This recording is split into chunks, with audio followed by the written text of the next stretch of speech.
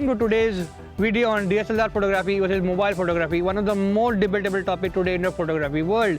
Mobile phone camera are now packed with 48 megapixel and 108 megapixel camera, which really makes your buying decision very complicated. So today's video is action-packed with the comparison of both the gadgets. So watch till the end and I'm sure it will really help you.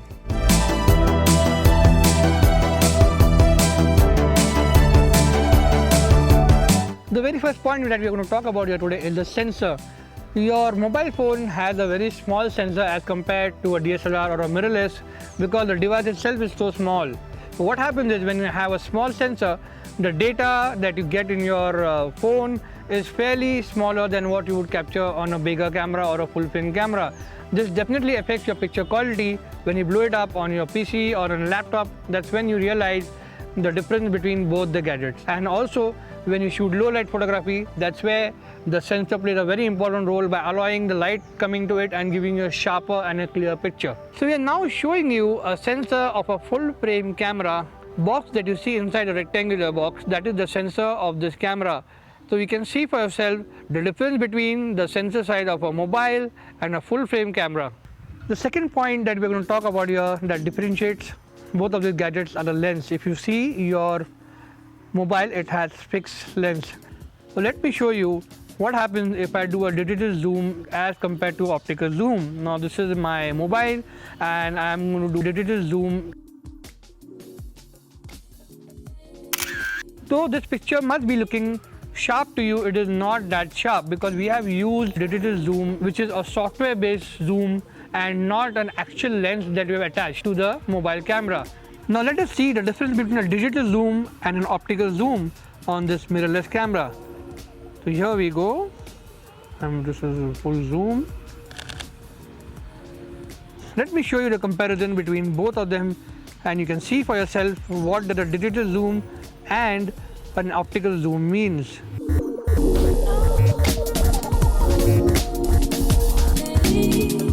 So third point here is we talk about aperture. Aperture is the opening in the camera which allows the light to come in, helping you, giving that creamy and nice portrait effect or the bokeh effect. So let us see the difference between a portrait shot on a mobile and a portrait shot on a DSLR or a mirrorless camera. I'm opening up my camera and here's the portrait mode I have. I will take a shot of this person. I'll take another shot and I will go to my gallery over here. I will go to edit and I will go and look for an aperture and make it shallower to see what I get. So the mobile has captured the bokeh, but then it is very uneven. If I zoom here and you can see toward the ears and toward the edge of his face, it is not really uniform and it is not very appealing. Now we're taking a shot with a full frame camera on aperture 1.8. So if you compare both of these photographs, you can see the difference between the edges of both the images side by side.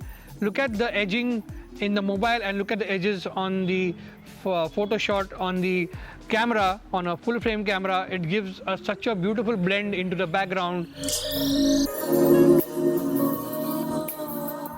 So when it comes to portability, a mobile phone is a clear winner because you can take out your mobile phone, you can click, you can edit and you can straight away post on social media. It makes it a lot more easier to share your pictures on the go. So DSLR is not really a ready to go setup when you want to capture those perfect moments on the go. You have to get your camera out, you need to do the setting, put it on, remove the lens hood and then take a shot. A mobile phone screen is a very sensitive screen and if you're shooting in a pro mode or any mode, you can see the settings are very close by. It becomes very difficult to access each of them easily and get the setting right before you take the perfect shot. Mirrorless camera or DSLR camera have dedicated button for setting your ISO, your shutter and aperture. This makes it very easy to access them and capture that moment without missing on it. This point is definitely going to help you decide whether you need a mobile for your photography or a DSLR. You can never start a career using a mobile phone no matter how expensive it is. It is mostly for on-the-go photography and sharing your moments on social media on the go.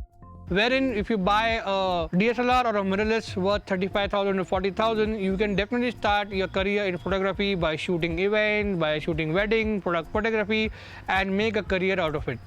To sum it up, I would definitely invest in a mirrorless or a DSLR camera because it's a dedicated gadget for photography. Your cell phone is made for making calls and doing your daily stuff, and photography is an option.